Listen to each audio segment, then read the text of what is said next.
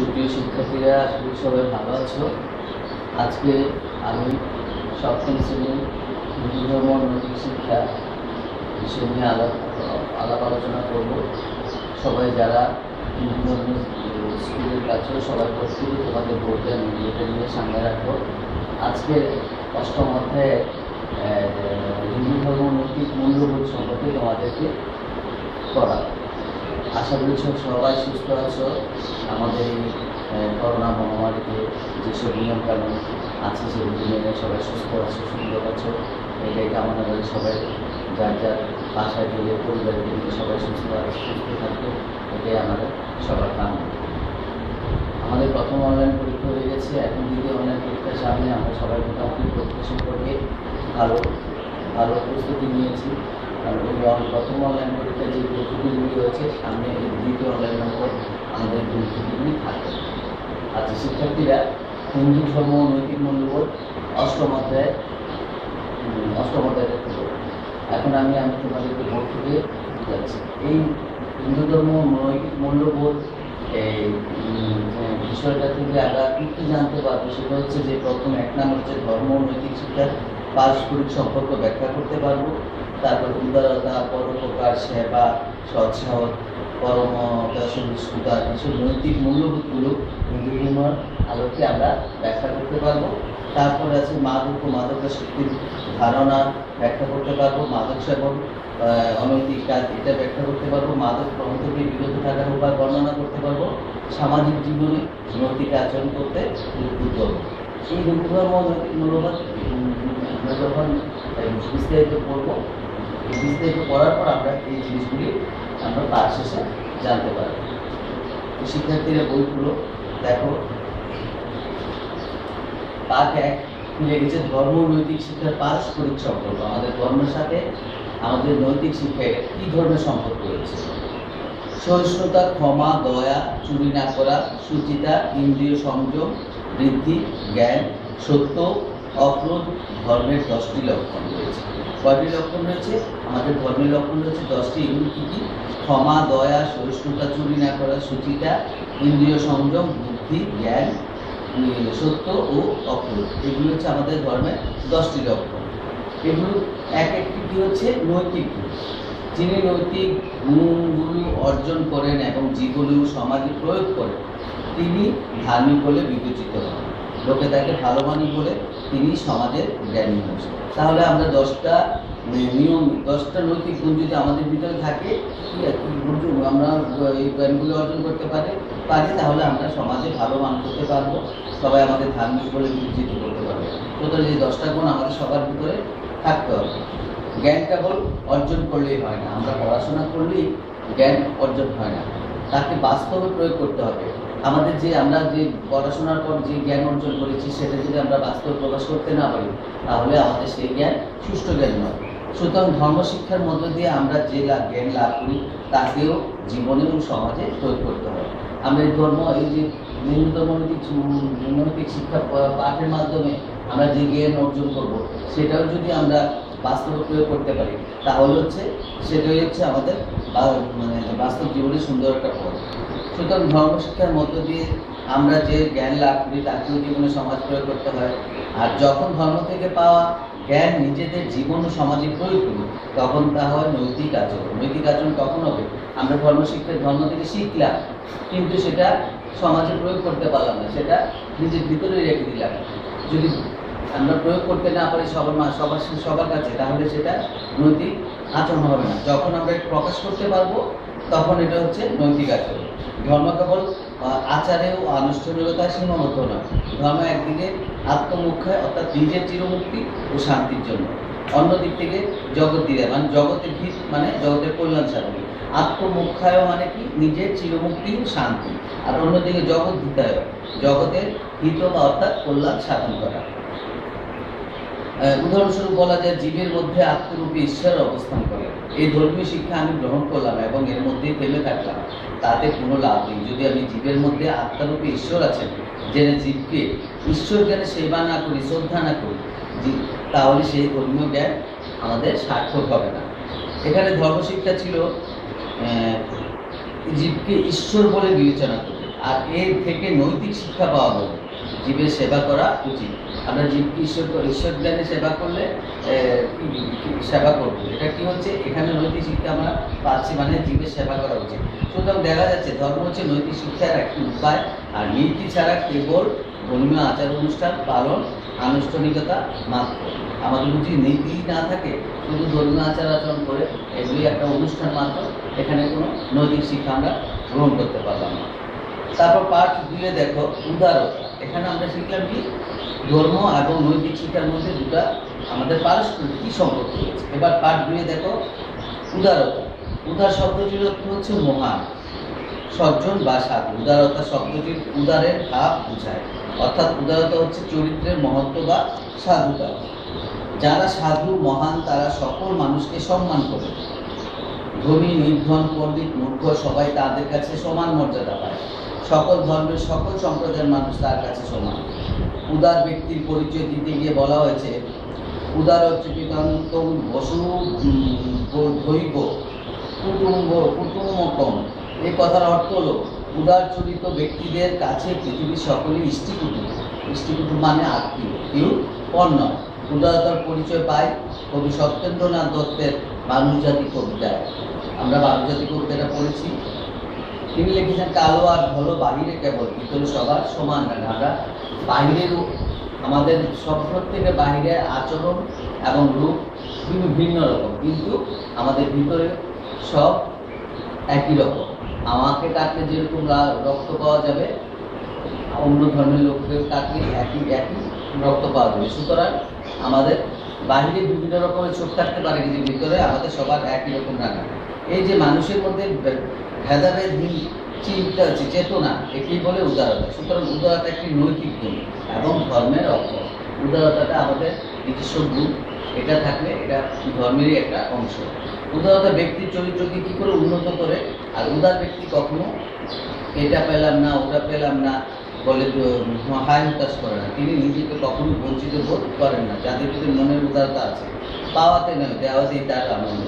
উদারতা মনকে প্রশান্তিতে ভরিয়ে দেয়। তাহলে উদারতার মধ্যে থাকতে হবে, সবসময় নিজেকে পাইতে হবে, অন্যকে মানে নিজেকে সব কিছু করতে হবে। আমি এটা পেলাম না ওটা পেলাম না, এগুলি করলে এটার মধ্যে কোনো উদারতার ভাব প্রকাশ হয় না। আর উদারতা থাকতে হলে উদারতা মানুষের কিছু দিতে পারলাম, আমার কিছু থাকুক না থাকুক সেটা নিয়ে আমি সন্তুষ্ট, এই ধরনের মন মানসিকতা হচ্ছে উদারতা সম্পন্ন মন মানুষ। অন্যদিকে ব্যক্তি স্বার্থের চিন্তা আমাদের মনকে সংকীর্ণ করে তোলে। তখন আমরা সমাজের অন্যান্যদের স্বার্থের কথা, সুখের কথা এবং মঙ্গলের কথা ভুলে যাই। আমরা ব্যক্তিদের যার ব্যক্তি যে ব্যক্তি আছে প্রত্যেকে নিজের স্বার্থ চিন্তায় মগ্ন থাকি। তখন মনটা আমাদের আস্তে আস্তে ছোট হয়ে যায়। তখন আমরা সমাজের অন্যান্যদের স্বার্থের কথা, সুখের কথা এবং মঙ্গলের কথা কিছু ভাবি না। তাতে সমাজের উন্নতি ও অগ্রগতি বাধাগ্রস্ত হয়। যদি আমরা নিজের স্বার্থ ত্যাগ করে সমাজের দিকে উদারতা প্রকাশ করি, তাহলেই আমাদের সমাজের উন্নতি অগ্রগতি বাধাগ্রস্ত হবে না। হিন্দু ধর্মগ্রন্থের সময় উদারতার অনেক উপাখ্যান রয়েছে। ঋষি বশিষ্ঠ বারবার বিশ্বামিত্রের প্রতি উদারতা দিয়ে গেছেন। আমরা ঋষি বশিষ্ঠের উদারতা গল্পটা পড়েছি আগে। দেবতাদের মঙ্গলের জন্য দধিচি মুনির আত্মত্যাগের উদারতা শরণাক্ষরে লেখা রয়েছে।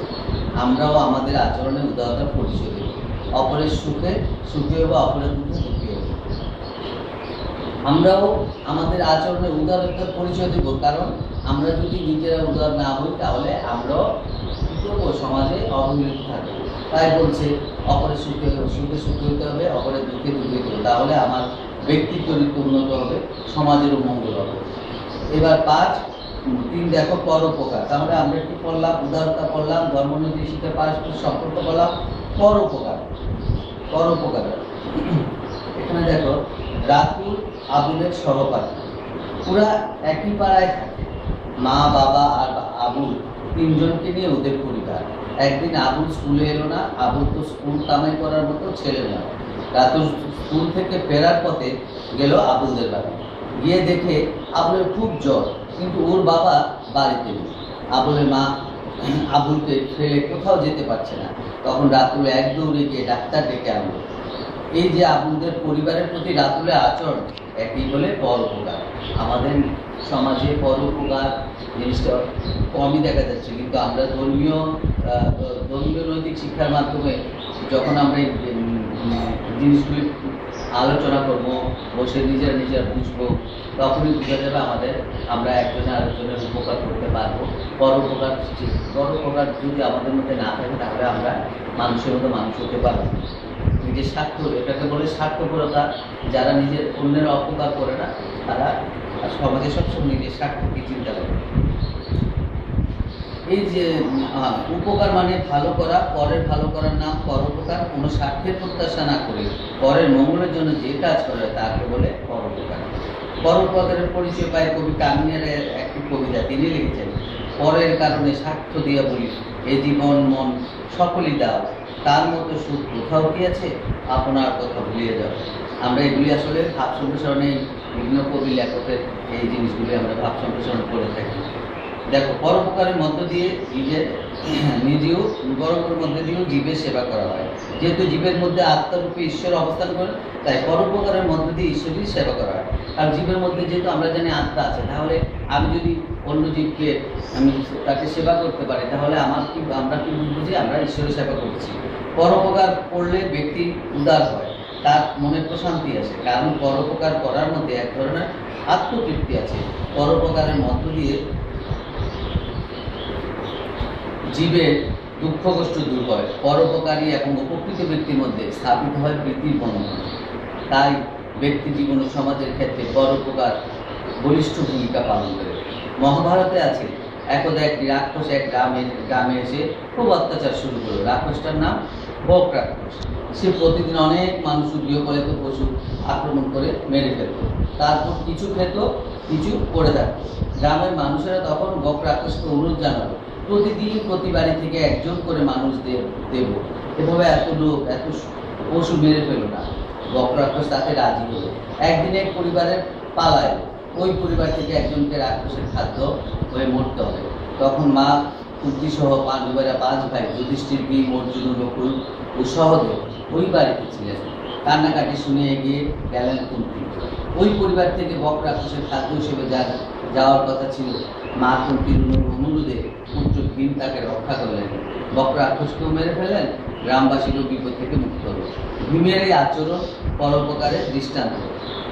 ভীম যদি না করতো ওই জিনিসটা, রাক্ষসকে মেরে না ফেলতো, তাহলে সমাজের ওই গ্রামের অনেক মানুষকে প্রাণ দিতে হতো। সুতরাং ভীম কী করলো, এই রাক্ষসকে মেরে একটা বিশাল উপকার করেছে গ্রামের লোকদের, মানে গ্রামের অন্য লোকদের ক্ষতি সাধন থেকে মুক্ত করেছে। তাই এটা একটা বড় দৃষ্টান্ত। ভীম কতটুকু কি পরিমাণ পরোপকারের আত্মত্যাগে বলি হিসাবে সেই রাক্ষসকে মেরে ফেলেছে। আমরাও পরোপকারী হব, তাহলে আমাদের চরিত্র উন্নত হবে, সমাজের অন্যান্য মানুষও উপকৃত হবে। এবার দেখো সেবা, পাঠ 4। সেবা শব্দটির অর্থ হচ্ছে যত্ন বা শুশ্রূষা। সেবার আরেকটি অর্থ হচ্ছে পরিচর্যা। পরম মমতায় অপরের পরিচর্যা করাকে সেবা বলে। একটি মানুষের একটি বিশেষ গুণ। সেবা পরম ধর্ম। শাস্ত্রে বলা হয়েছে শিবজ্ঞানী জীবসেবা করবে, কেননা প্রত্যেক জীবের মাঝে ঈশ্বর বিদ্যমান। তাই বৃক্ষলতা, পাখালি যাই আছে সেগুলোর সেবা করা আবশ্যক। এই প্রসঙ্গে স্বামী বিবেকানন্দ বলেছিলেন, জীবে প্রেম করে যেই জন সেই জন সে বিশিষ্ট। এই কথাটা আমরা সবাই জানি। পারিবারিক জীবনে তথা সামাজিক জীবনে সেবার গুরুত্ব অপরিসীম। পরিবারের প্রত্যেক সদস্য একে অপরের যথাযথভাবে সেবা করা উচিত। সমাজের প্রত্যেক মহান ব্যক্তি সেবা করেন। চিকিৎসক রোগীকে সেবার মাধ্যমে সুস্থ করলে সেখানে সার্থকতা। গরিব দুঃখী অনাথকে সেবা করলে মূলত ঈশ্বরকে সেবা করা হয়। মাতৃভূমি আমাদের মা, মায়ের মতো মাতৃভূমিকে আমাদের সেবা করতে হবে। আমরা পরিবারের সকল সদস্য সহ আত্মীয় স্বজন সমাজের সবাইকে সাধ্যমতো সেবা করব। বৃক্ষলতা সহ প্রতিটি জীবকে ঈশ্বর জ্ঞানে সেবা করব। বিভিন্ন সেবামূলক কাজে সম্পৃক্ত হব। সেবা এমন একটি জিনিস আমরা ইচ্ছা করলে সবাইকে করতে পারি। এটার জন্য প্রচুর প্রাচুর্যের দরকার হবে না, বিশাল সম্পদের দরকার হবে না। কারণ সেবাটা নিজের মন থেকে আসতে হয়। তোমাকে টাকা থাকলেই সেবা করতে হবে সেরকম না। অল্প বয়সেও তোমার মন যদি ওইদিকে থাকে যে সেবা করতে হবে, এই লোকটাকে দেখে আমার খারাপ লাগছে, আমি একটু তার সেবা যত্ন করি, মনের তাগিদ যারা আছে তারাই সেবা করা হতে পারে। অর্থ দিয়ে সব কিছু হয় না। এবার দেখো সৎ সাহস। সাহস শব্দটির মানে হচ্ছে ভয় না পেয়ে কোনো কাজ করতে এগিয়ে যাওয়া। নিজের বিপদ হবে যেন কল্যাণকর কোনো কাজে ঝাঁপিয়ে পড়ার যে প্রকৃতি, তার নাম সৎসাহস। জীবনে চলার পথে সৎসাহস দেখানোর প্রয়োজনীয়তা রয়েছে। সৎসাহস মনোবল বাড়ায়, নির্ভীকতার সঙ্গে প্রতিকূল পরিবেশের মুখোমুখি দাঁড়াতে শেখায়। সবল যখন দুর্বলের উপর অত্যাচার করে, তখন সৎসাহসী দুর্বলের পক্ষে দাঁড়ান, তার জন্য লড়াই করেন। মহাভারত আছে, বালক অভিমন্যু সৎসাহস দেখিয়েছিলেন। রামায়ণ, মহাভারত, পুরাণ প্রভৃতি ধর্মগ্রন্থে সৎসাহস দেখানোর বহু দৃষ্টান্ত রয়েছে। দেশকে রক্ষার জন্য সৎসাহস দেখিয়েছিলেন প্রবীর বিদুরা প্রমুখ। আমাদের প্রিয় মাতৃভূমি বাংলাদেশের স্বাধীনতার জন্য মুক্তিযুদ্ধকালে পাকিস্তানের হানাদার বাহিনীর বিরুদ্ধে দাঁড়িয়েছিলেন। মুক্তিযোদ্ধাদের অস্ত্রবল বেশি ছিল, কিন্তু তাদের বুকে ছিল সৎসাহস। তাই সৎসাহস দেশপ্রেমিকের একটি বৈশিষ্ট্য। সৎসাহস ধর্মের অঙ্গ এবং একটি নৈতিক গুণ। সৎসাহস না থাকলে আমরা দুর্বলের উপর, যারা অত্যাচার করে তাদের উপর আমরা ঝাঁপিয়ে পড়ে তাদেরকে বাঁচাতে পারবো না। একটা দেশ স্বাধীন করতে আমাদের জাতির জনক বঙ্গবন্ধু, দেখো ওনার ডাকে সারা বাংলার দামাল ছেলেরা, ছেলে মেয়ে সবাই ঝাঁপিয়ে পড়েছিল তাদের বুকে। সৎসাহস জাগিয়েছিল আমাদের জাতির জনক বঙ্গবন্ধু শেখ মুজিবুর রহমান। ওনার সৎসাহসের কারণে বাঙালি নিজেদের ভিতরে সৎসাহস জাগিয়ে ঝাঁপিয়ে পড়েছিল বাংলাকে রক্ষার জন্য, সেই বাংলা স্বাধীন করেছিল। পাঠ 6, গণমত সহিষ্ণুতা। আমরা মানুষ হিসেবে আমাদের প্রত্যেকেরই নিজস্ব জ্ঞান আছে, বৃদ্ধি আছে, জগৎ জীবন সম্পর্কে নিজস্ব ধারণা আছে, নিজস্ব মত আছে।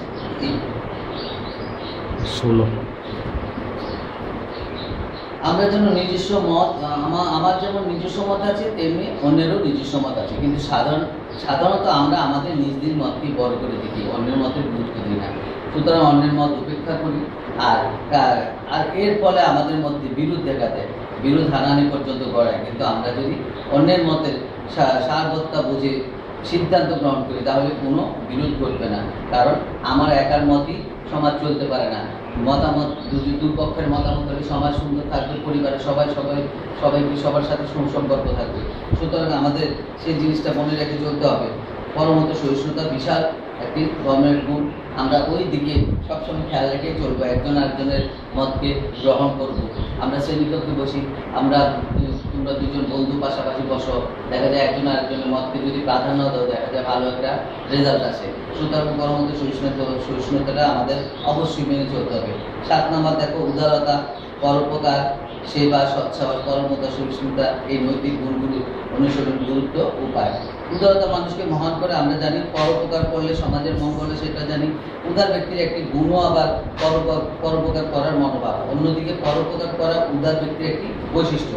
একটি সঙ্গে আরেকটি জড়িত। উদারতা ও পরোপকারের মধ্যে দিয়ে কীভাবে ধর্ম পালিত হয় এবং নৈতিকতা অর্জন করা যায়। জীবকে সেবা করলে স্বয়ং ঈশ্বরকে সেবা করা যায়। আমরা এগুলি আসলে সবগুলি পড়ে আসছি একসাথে। এবার দেখো, মাদক সেবা, অনৈতিক কাজ। এবারে একটা অনৈতিক কাজের কথা বলবো, যা থেকে আমাদের বিরত থাকতে হবে, তা হলো মাদক সেবা। মাদক হচ্ছে এমন একটি জিনিস যা নেশার সৃষ্টি করে। বিড়ি, সিগারেট এগুলি হচ্ছে মাদক, হেরোইন। এছাড়া ঘুমের ওষুধ নামক চেতনা শিথিলকারী কিছু ঔষধও আছে, এগুলি ব্যবহৃত হয় মাদক হিসাবে। মাদকাসক্তি বলতে বোঝায় মাদক দ্রব্যের উপর নির্ভরশীলতা এবং মাদক গ্রহণের ঐকান্তিক আগ্রহতা। তারপর দেখো, মাদক সেবন ও অনৈতিক কাজ। মাদক সেবন একটি অনৈতিক কাজ। মাদক সেবন ব্যক্তির দৈহিক, মানসিক, আর্থিক সব কিছু ক্ষতি করে এবং পরিবার ও সমাজের অমঙ্গল করে ডেকে আনে। শেষ পর্যন্ত তারা মৃত্যুর দিকে ঢলে পড়ে। দৈহিক শক্তি, মাদক সেবন করলে নানা রকমের রোগ হয়, আমরা জানি। যেমন খাবারের অরুচি, বদহজম, বিভিন্ন রকমের খাবার তাদের ভিতরে যায় না, কি হয়, শেষ পর্যন্ত হাঁপানি, ফুসফুস, ক্যান্সার প্রভৃতি দেখা দেয়। এছাড়া হৃদরোগ হতে পারে। মাদক শক্তির ক্ষতিটা দেখো, মাদক সেবনে নেশা হয়।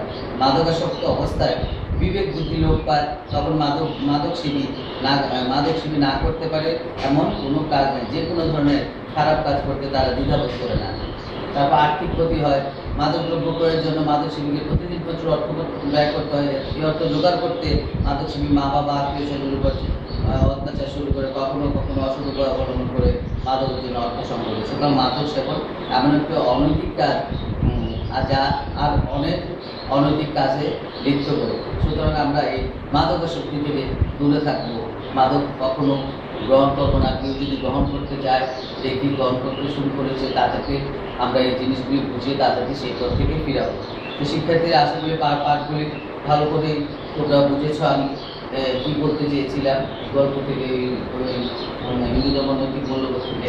সুতরাং হিন্দু ধর্মের মাধ্যমে আমরা নৈতিক মূল্যবোধ অবশ্যই তৈরি হবে, আমরা এগুলি পালন করতে হবে। এবার আসো আমরা একটা তোমাদেরকে সৃজনশীল এইচডাব্লিউ সেটা তোমরা বাড়িতে এসে থেকে বুঝবে, করে নিবে।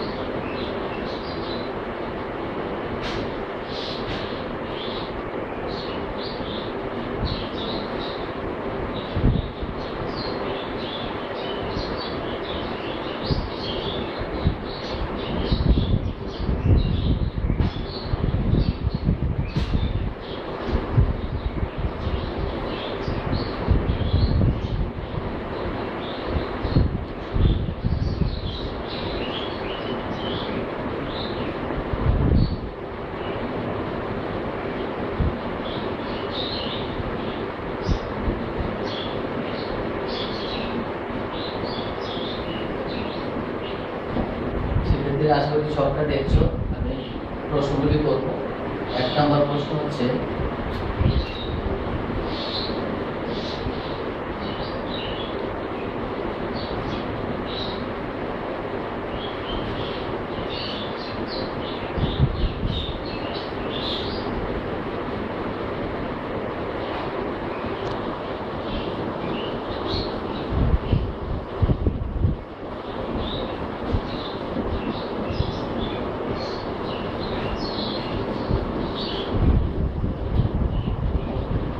প্রশ্নচিহ্নিত স্থানে আমরা কি লিখতে পারি?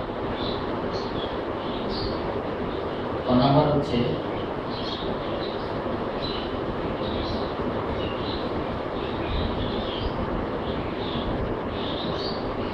সৎসাহসের গুণাবলী বর্ণনা। সৎসাহসের গুণাবলী বর্ণনা করে, এটাকে সৎসাহস লিখেছি।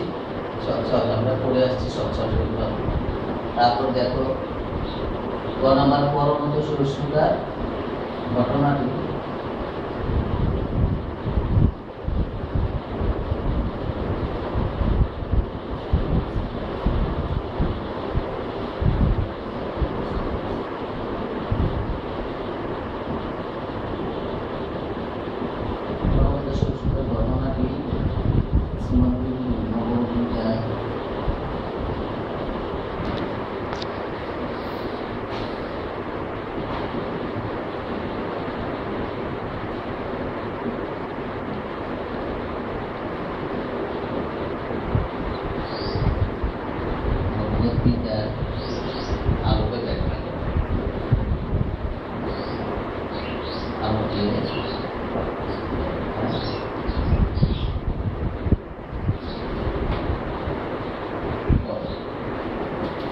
এক নম্বর প্রশ্নটা মুছে দিই।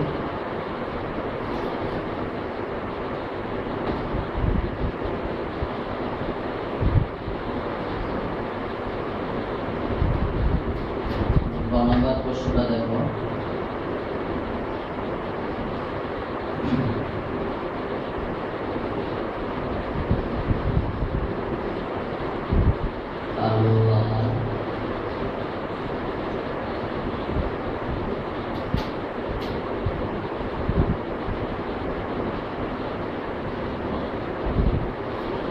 হালুয়া, ভোল,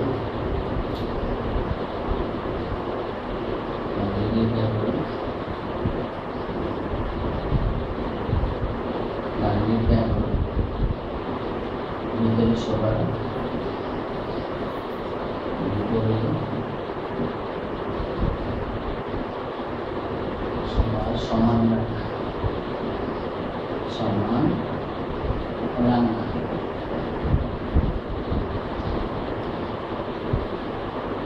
আমার পুষ্পা মিশে গেছে।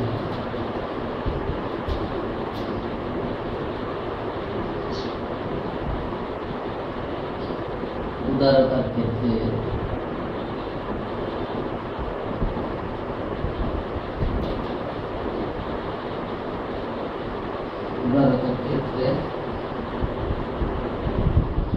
কথাটি কতটুকু, কথাটি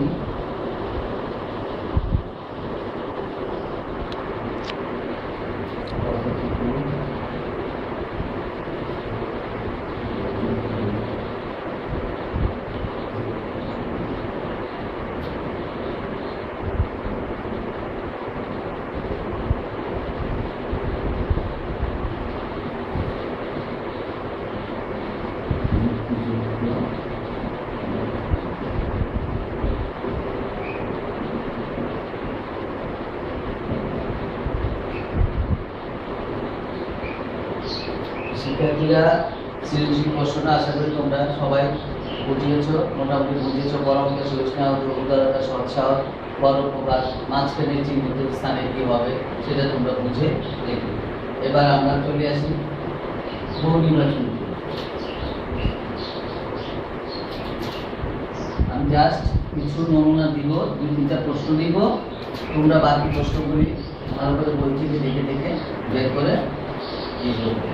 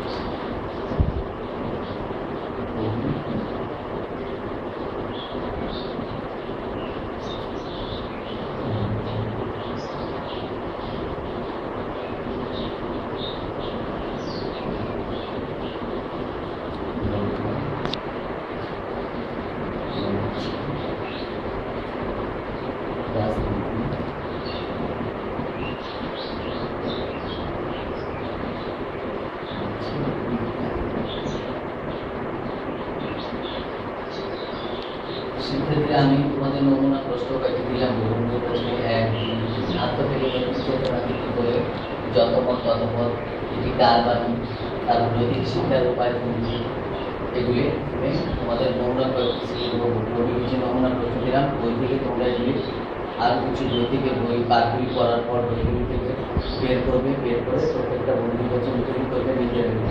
আজকেই বাসায় তোমরা পাঠটা শেষ করে কিছু বই নির্বাচন তৈরি করবে। আর সৃজনশীল তোমরা একটু ভালো করে দেখবে, মেনলি আছে খেয়াল করবে, আমি মেনলি দিয়েছি, সুতরাং তোমরা একটু মনোযোগ সহকারে পড়বে। আর তোমাদের সামনে পরীক্ষা আছে, সেই পরীক্ষার জন্য ভালো প্রস্তুতি নেবে। ক্লাস করছো, সাথে বিভিন্ন ক্লাস দিচ্ছে, ক্লাস টিচারদের সাথে সবসময় যোগাযোগ রাখবে সব। আর আমাদের প্রধান শিক্ষক যেন সুস্থ থাকে সেদিকে তোমাদের কাছে তোমরা দোয়া করবে, প্রার্থনা করবে ঈশ্বরের কাছে, এবং আমরা সবাই সুস্থ থাকবো। আমরা সবাই তোমাদের জন্য প্রার্থনা করি, সবাই সুস্থ থাকবো, যার যার ঘরে থেকে পরিবারকে নিয়ে সুস্থভাবে সুন্দরভাবে কোভিড-19 নিয়মগুলি পালন করে সুন্দরভাবে থাকি, এই আশা করে আজকের মধ্যে বিদায় নিচ্ছি। ধন্যবাদ, নমস্কার।